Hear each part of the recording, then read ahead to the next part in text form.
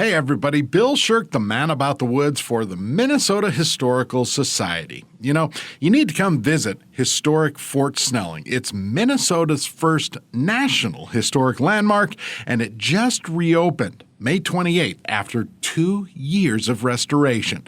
This is the place where waters, people, and ideas have come together for thousands of years.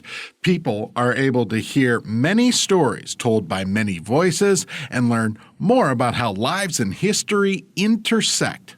Whether revisiting your favorite parts of history or learning something new, it's waiting for you at historic Fort Snelling. Hey, you can learn more at mnhs.org/Fort Snelling. We'll see you there.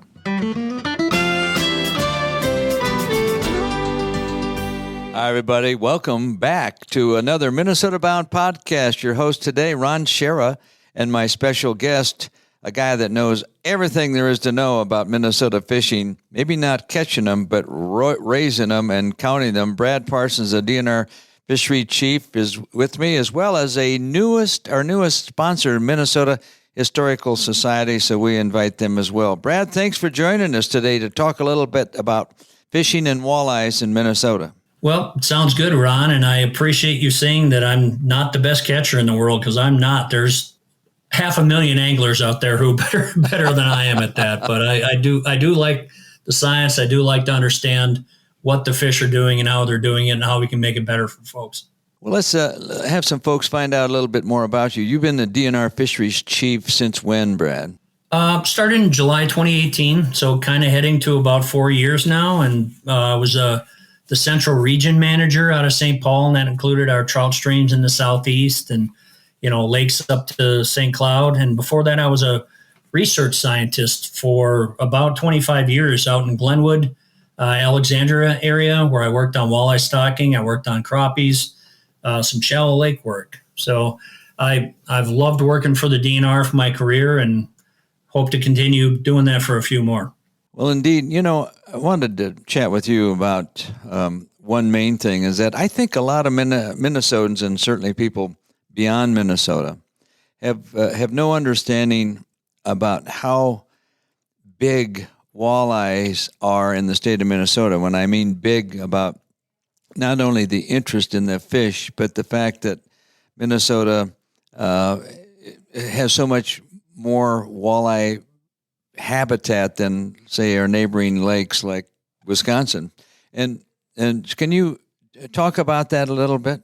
Sure. I mean, we are really, and I get in trouble for saying this, but I'm going to say it anyway, blessed with some great walleye water in this state. Our large lakes, the Leeches, the Winnies, the Reds, the Lake of the Woods, Mille Lacs, Cass, Pepin, the rivers that we have are just incredible natural walleye fisheries that, even in the face of some of the things that we're dealing with right now, are going to be resilient, and they're going to continue to do that. But, the other thing that we're really interested in is providing walleye opportunities in places where they wouldn't be otherwise. And, that's where our hatchery program comes in, our stocking program, where we can, and it's not just walleye. I'm talking about all fish within the state. Almost all of them are naturally reproduced. And that's a great thing. That means we have good habitat, we have great lakes, we have great rivers. But if we can provide opportunities where they wouldn't normally exist, that's a great way to do fisheries management and a great way to pull people into the sport of fishing.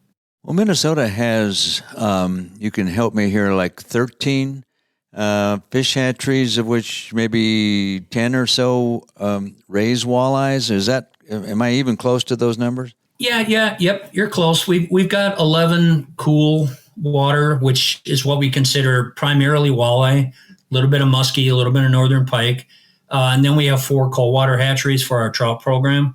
And, our trout program isn't just about streams. It's about lakes. I know some of the folks around the Twin Cities, if you look at the trout opener on certain lakes in the Twin Cities, it's a bonanza. I mean, people are out there and loving it. So it's an important part of what we do. It's certainly not all of what we do, but it's about providing those opportunities where they wouldn't otherwise exist and getting people out and enjoying the outdoors.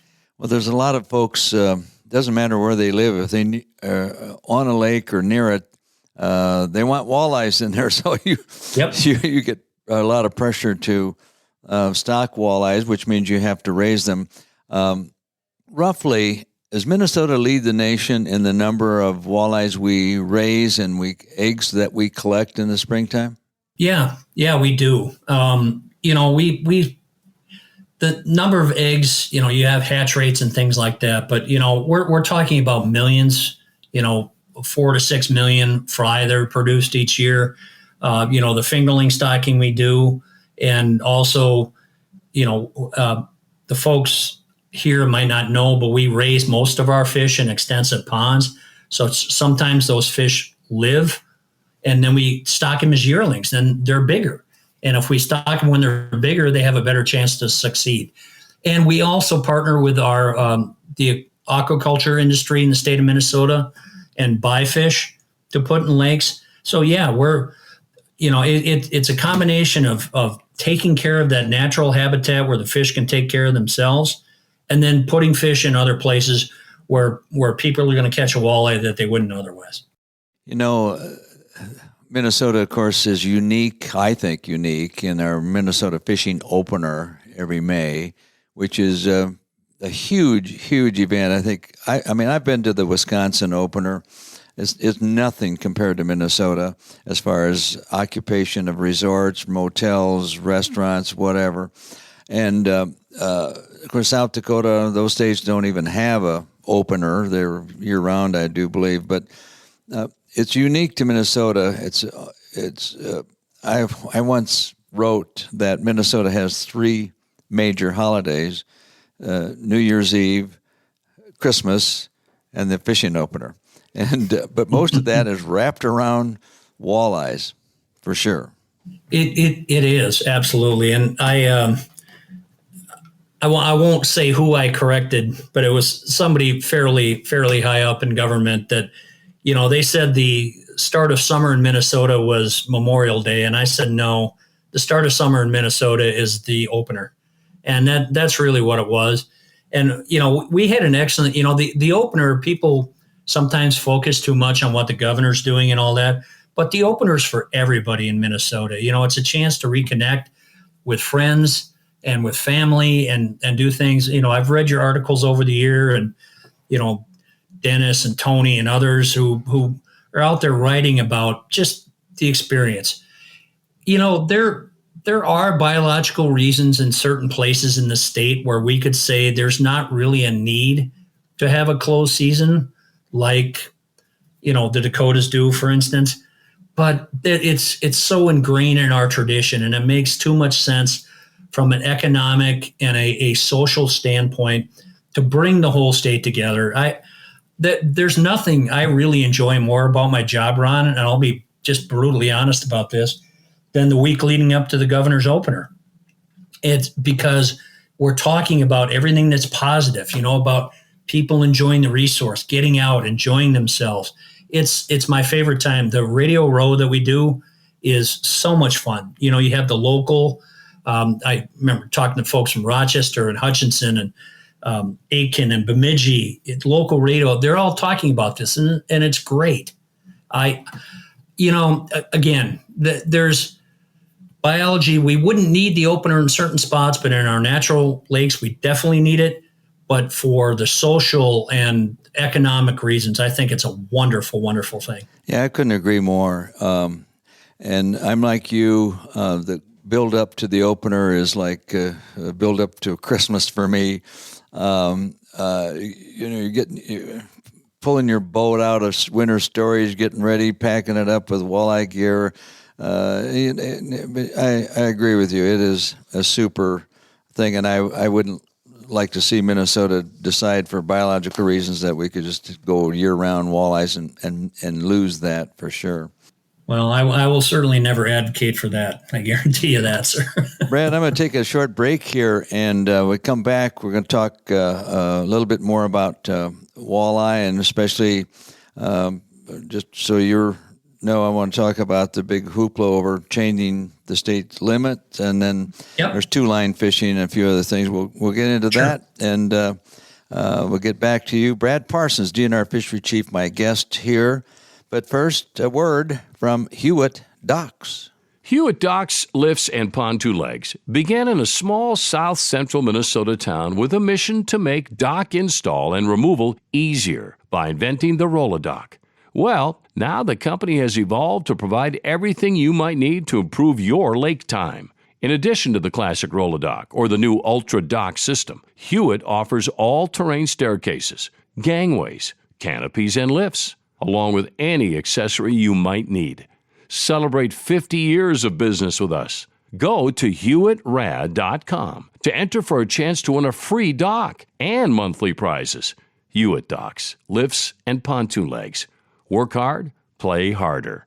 You deserve a Hewitt. Hi there, Ron Schara here for Star Bank. If you're putting your money into mega banks down the street, who knows where that money's being used? Bank locally. Keep your money local with a community bank that actually cares about you, your family, your business, and your goals. Check out the bank we use at Minnesota Bound. Try Minnesota's own Star Bank. You can find them online at starbank.net. When you call Star Bank, you actually hear a real living person answering the phone. Star Bank has 10 convenient locations around Minnesota to serve you and all the mobile banking products that you need to manage your money. Check out all that Star Bank has to offer at starbank.net. Hey, I'm really picky when it comes to my drinking water, and I have the reverse osmosis drinking water system from Connecticut, and I love it.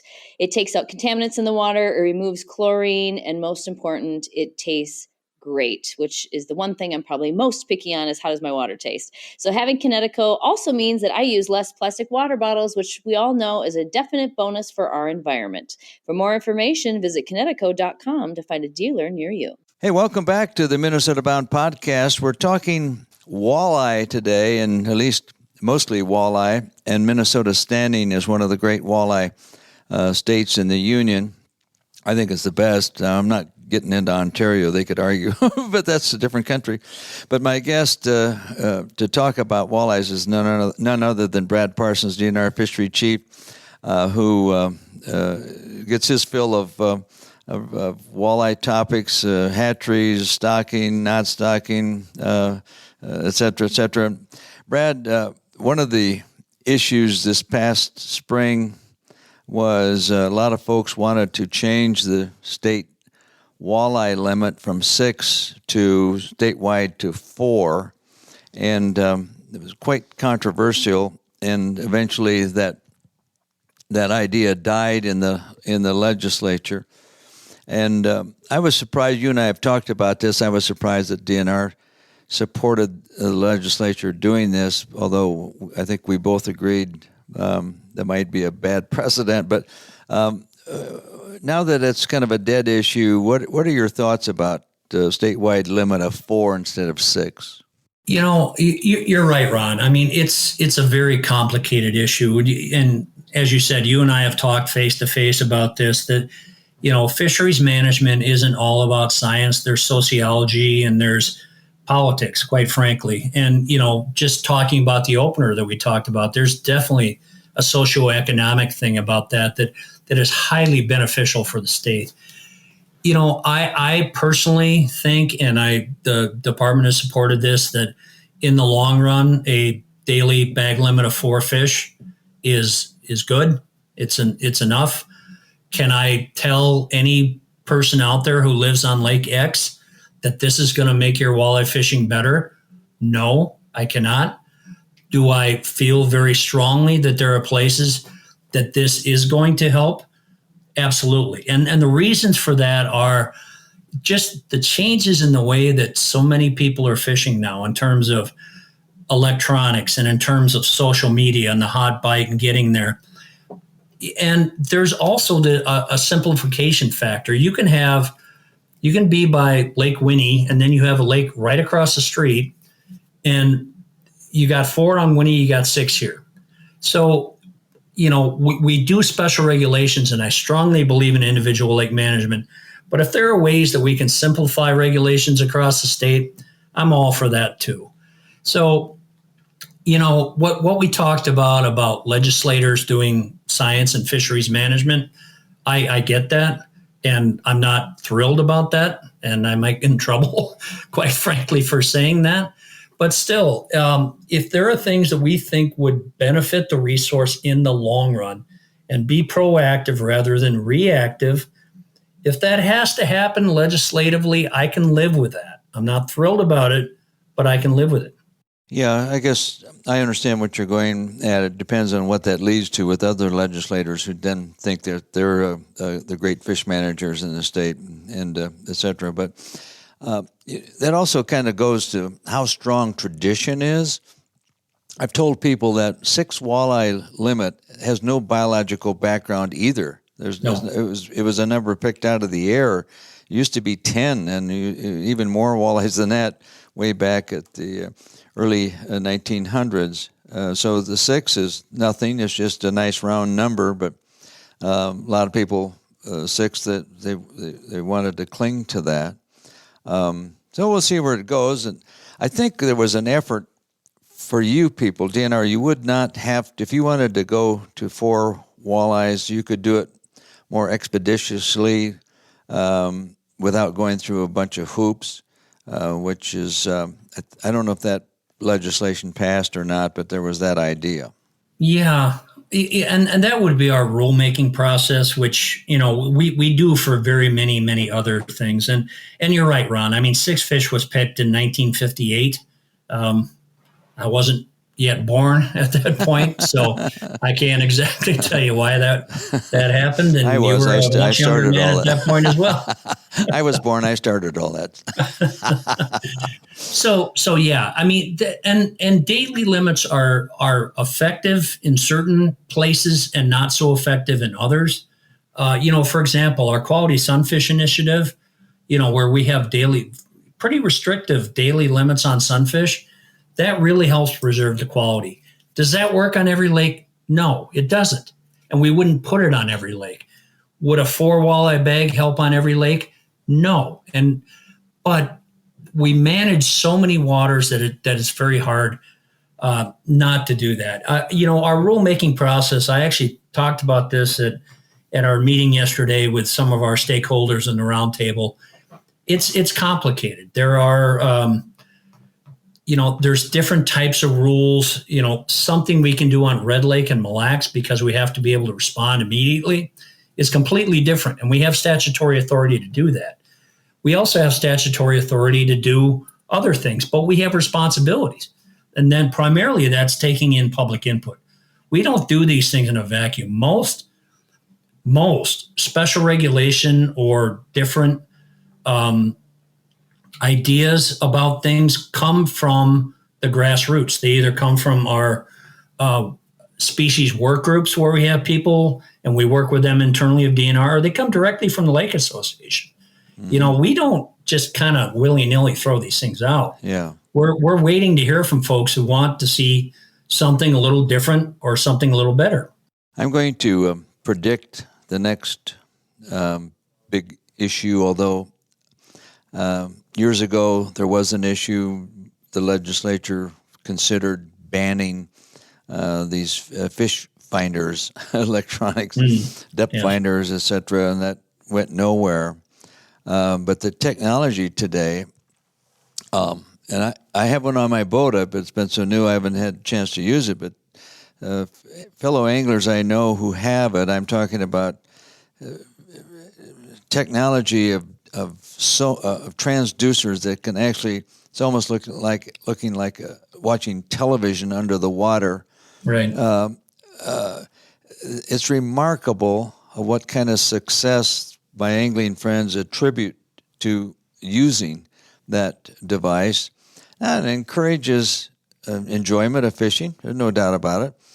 You don't have to kill every fish you catch. I mean, I get all that, but I go, oh my gosh, everybody's wondered, have we crossed the line, so to speak? What are your thoughts about it? I don't think we've crossed the line, Ron, but, we're pretty doggone close, to be honest with you, because I've seen a lot of that. I've had people show me some of the videos. Frankly, we've actually used some of that technology in some of our research that we do where we can tell that fish is a paddlefish in the Minnesota River, and not a buffalo, for instance. It's incredible. It's amazing what it can do. Are we going to have to reconsider daily bag limits or whatever? Are there people who abuse technology like this? No, but it's definitely changed the sport. You know as well as I do. I've talked to enough people who have that kind of technology. Instead of going out and drilling 50 holes to catch crappies under the ice, go out and drill a couple, and you spin it around, and then you move around, and so it definitely makes angling more efficient and more fun. I have to add that it actually makes it more fun too. Yeah, no. I believe me. I don't like sitting in a bucket or in an ice house and not catching anything either. I mean, I've done enough of that myself. But I was. But yeah, I mean, we did hear this years ago, Ron. The green box flashers were going to be the end of everything. Yep. GPS was going to be the end of everything, and this is going. But you know what? These things are adding up, and we have to be. I want to be proactive rather than reactive on these things. We're not going to ban stuff. No, you can't. That's not the way it's going to work. No. But we want, and a lot of that is going to be on us, and I think, quite frankly, on fellow anglers and your Minfish group to talk about personal responsibility about how you handle this type stuff. Yeah, catching a bunch of fish is fun. I love it.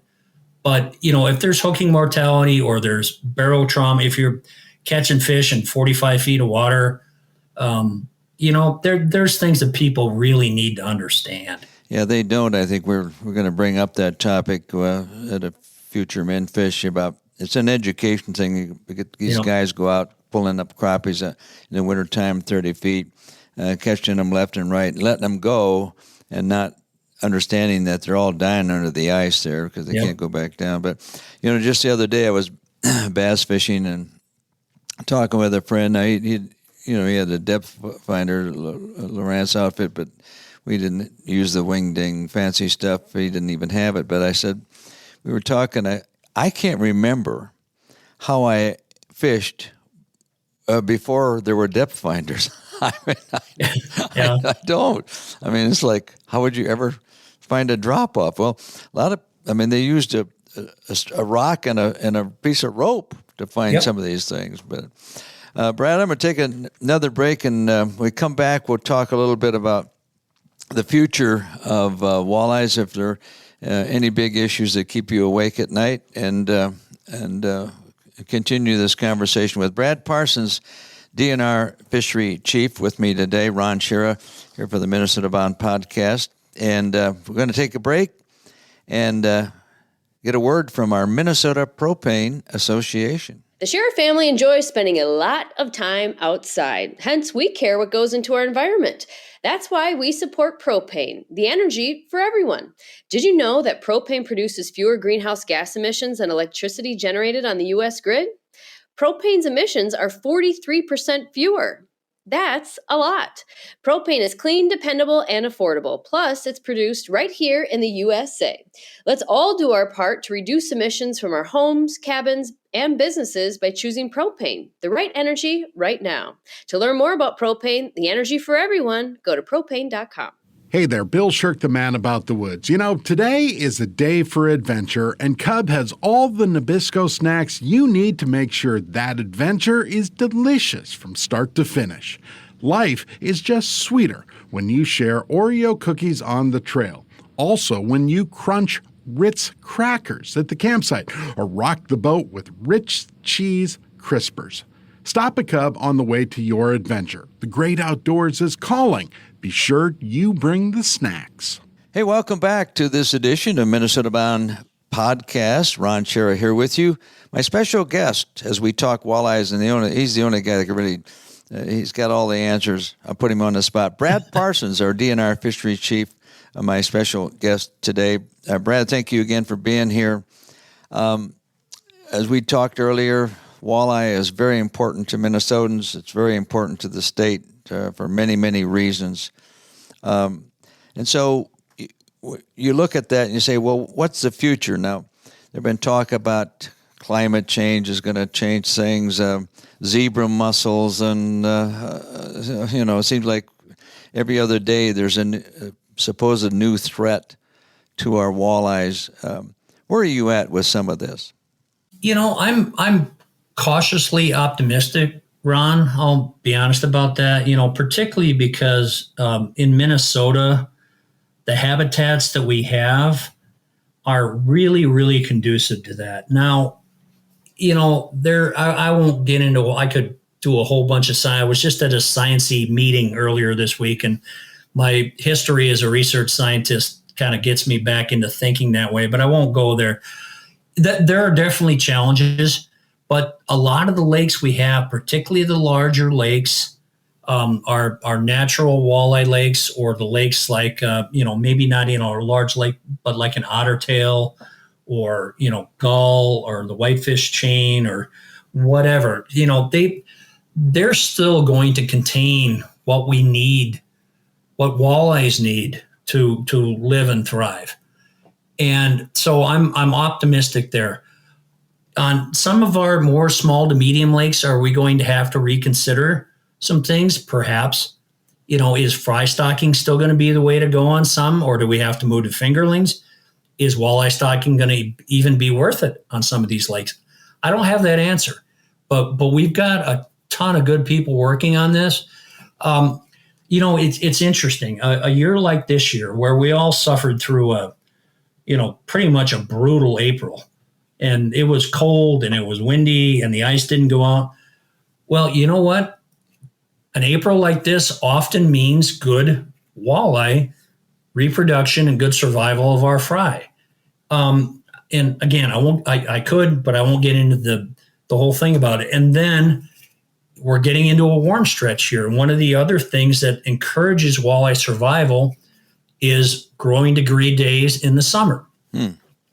Now, having said that, there's also the issue that growing degree days in the summer also encourage other species like largemouth and smallmouth bass and crappies and bluegills, etc. So it's kind of this. It's not going to be the same for every lake. We're going to have to be really diligent about how we look at our lakes, and we might have to put more attention into some of our medium and non-large lakes, and maybe not have as many walleye fisheries in small lakes. I don't know, but that's a possibility, because in order to be smart about the money we spend, the management we do, we got to have information. Yeah, and to do that, we need people to do that. And we can only, if you're going to a lake once every 10 years, you're not managing that lake. You're just echoing. not. Yeah, you're echoing me now. I've said, in fact, when your department was thinking about some kind of reorganization, I said, apparently a lot of people agreed with me because it didn't happen, but I said, we need more area fish managers, not fewer. And I still believe that for sure. A couple of things that puzzle me, like zebra mussels. I think your department has pointed at zebra mussels for possibly impacting fishing on, say, Mille Lacs. And I know you can't add one lake, or X lake with Y lake, but then I've been to Lake Erie where zebra mussels have been in there for a half a century, I think, or close to it. And Lake Erie is the bumper place for walleyes. I mean, they're thriving there.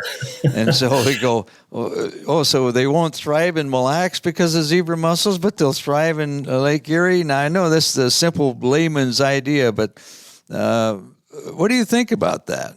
No, and Ron, I agree. Actually, matter of fact, last week I was just at a Great Lakes Fishery Commission meeting, and that's one of the things we were talking about is, Lake Erie the walleyes they're booming right now. They had 3 great year classes in a row. I think it was 18, 19, 20. I mean, they got climate change there too, Well, they do, and they have invasive species, like you said. Yep.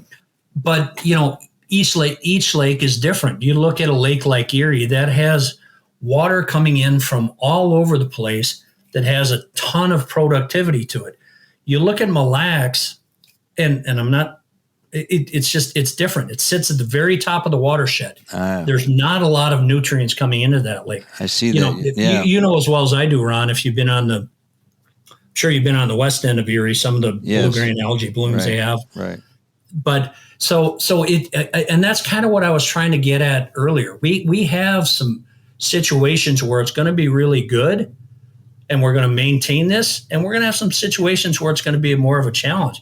You know, I'll tell you another invasive species story, which is really interesting. Rusty crayfish in Cass Lake and the growth rates of the perch that are out there. There's 9-inch perch at 3 years old out there now. Oh my! Because and part of that is because the zebra mussels. And again, I don't want to get too sciencey with all you folks. And if you want to learn about it, we got all kinds of stuff online, and please go look at it. But the energy goes down there, and these perch key in on these little rusty crayfish, and it's incredible. They're growing almost as fast as they are in Lake Pepin, and it's just amazing. But what does that mean? I mean, if those perch are now growing out of the range where walleyes can eat them, maybe that's not so good for walleyes. But the person who likes to go out and fish perch might be really, really good. Well, so we've invested a lot in this. We are looking hard at this. The University of Minnesota has been a great partner. Gretchen Hansen's lab, we're doing a lot of really good stuff. You know, we're not going to have the great answer, but you know, years like this, I actually feel kind of optimistic about walleye populations. We've got a nice late spring. We got a good warm up coming on. I think we're going to have some good year classes this year. Now, it's not going to be everywhere. You know, synchrony isn't perfect, but I'm looking forward to it. Oh, very good. You raised a point about Erie, which struck me because I was out there talking to Ohio biologists quite a few years ago, and they were, I think zebra mussels were siphoning all of the water in the west basin of Erie about every 5 days or something like that. Mm-hmm. It was unbelievable. Yeah. Yet their algae content, which was the basis for the food chain there, hadn't gone down as much as they thought it would, based on what the zebra mussels were doing. But so I think it's because of just what you said. There's all these different water inlets coming in, kept the baseline of their food chain, which is algae, going, and the walleyes benefited from that.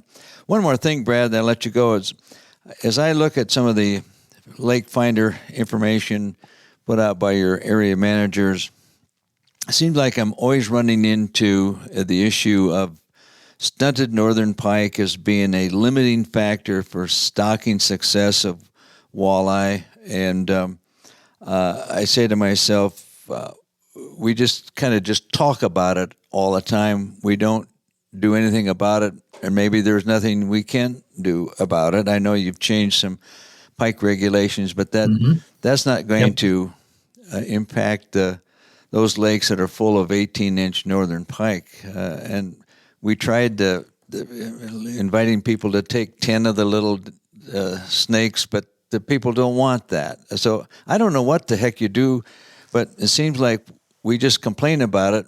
We don't have a plan. Yeah, well, and I hear you on that, and I certainly don't disagree with your basic premise on that. I mean, there are places when I went and talked to the Minnesota Community of Resorts, they have some of their customers who are thrilled to take a bunch of little pike home. Now, granted, the resorts might have to do the cleaning for them. Yeah. But that's a good thing. I mean, that it's a resource that is there to be utilized, and it can help. Will this change overnight? Absolutely not. One of the other things that I do want to bring up is we've sometimes, and even in the walleye community, been criticized for counting the larger walleyes we stock, like yearlings and even 2-year-old fish. Oh, you shouldn't be counting them in your poundage. That's not fingerlings. Well, guess what? Those things have a much better chance of living. And back in my old scientist days, I actually did some research on that, and I have some numbers. But and that's even for example, in 2020, when we didn't stock our ponds, we couldn't do our walleye egg take because of the pandemic and such. We still harvested about 40,000 pounds of carryover fish out of there. And those fish are, they're 8 to 10 or even 12 inches long. Mm-hmm. And it's a lot harder for that 18-inch pike to eat that fish than it is, a 5-6 inch fingerling. So, we're doing that. We intentionally harvest carryover fish. There are places we intentionally use them because there may be a higher pike population. Should we at the day, and unfortunately it'll be after I'm done with this, should we be able to restructure some pike communities with our new northern pike regulations? It's going to be 5 to 10 years before that changes. Let's just all be honest about that. Mm-hmm. There might be some real niches out there that we can increase some of that stocking and switch some of that biomass from pike to walleye. Brad, years ago, Dwayne Shodine did an experiment in the Twin Cities Lakes. He purposely netted, gill netted, and removed a ton of small northern pike, and then watched if the other northern pike would increase their size, etc. And I was surprised when he said their research showed that didn't make any difference, which takes away one of my pet ideas was let's net a bunch of those little stinkers and get them out of the lake, and the rest of the pike will grow to be big ones. But apparently that's not going to work either. So yeah, and we've tried that in a couple other places. I know Tim Gaiman and Danny Anderson did a study on that up in northern Minnesota, and it's been tried in other states. But part of what that north central zone reg is meant to do is it's got that protected slot from 20 to 26. So once you get a pike to about 26, 28 inches, they're really good cannibals, and that's not a bad thing. I mean, lots of fish are cannibals. And they'll eat other pike too. Yep, and that's kind of what we hope. And then plus, if somebody wants to harvest a pike, you can take a bunch of little ones, and good for you, and please do. Look online. Even if it's not on our website, go on YouTube, and you can find 1,000 ways to clean pike. And I love pickled pike, quite frankly. So I do too. That's another good way to do it. And deep fried pike is just as, sorry, I know I'm almost being blasphemous, almost as good as deep fried walleye. We're just we'll subtract that. I will erase that, what you just said. you can feel free to add it as you need. Brad, like I said, Ron, I've been in this job long enough to know that I can say some silly things and get myself in trouble, but that's okay with me. Well, you get out of trouble. Listen, we're just we're out of time here. I certainly enjoyed our conversation about walleye. There's a lot of issues we didn't get into. Sure. Mille Lacs, I don't want to even go there, although I could. Whatever, but we'll save that for another time. But I want to thank you, Brad Parsons, DNR Fisheries Chief, for being with me today, and enjoyed the chat, and good walleye fishing to you. Well, happy to do it, Ron. And I'm happy to talk anytime. We have lots of things, some are really positive, some are a little more challenging, but, always want to have people get the information they need to hear what they're talking about. And I appreciate the work that you all do on that. Very good. Brad Parsons, DNR Fisheries Chief. That about does it for us. We want to also thank our sponsors, Minnesota Propane, Hewitt Docks, Connecticut, my favorite water system, Star Bank, a great bank chain, and Oreo cookies and Ritz crackers. Can't beat those. And our newest sponsor, the Minnesota Historical Society, who I'll plug my book. They published mostly true tales of a life outdoors. and so this is Ron Schara signing off for Minnesota Bound. Remember, introduce a kid to the great outdoors.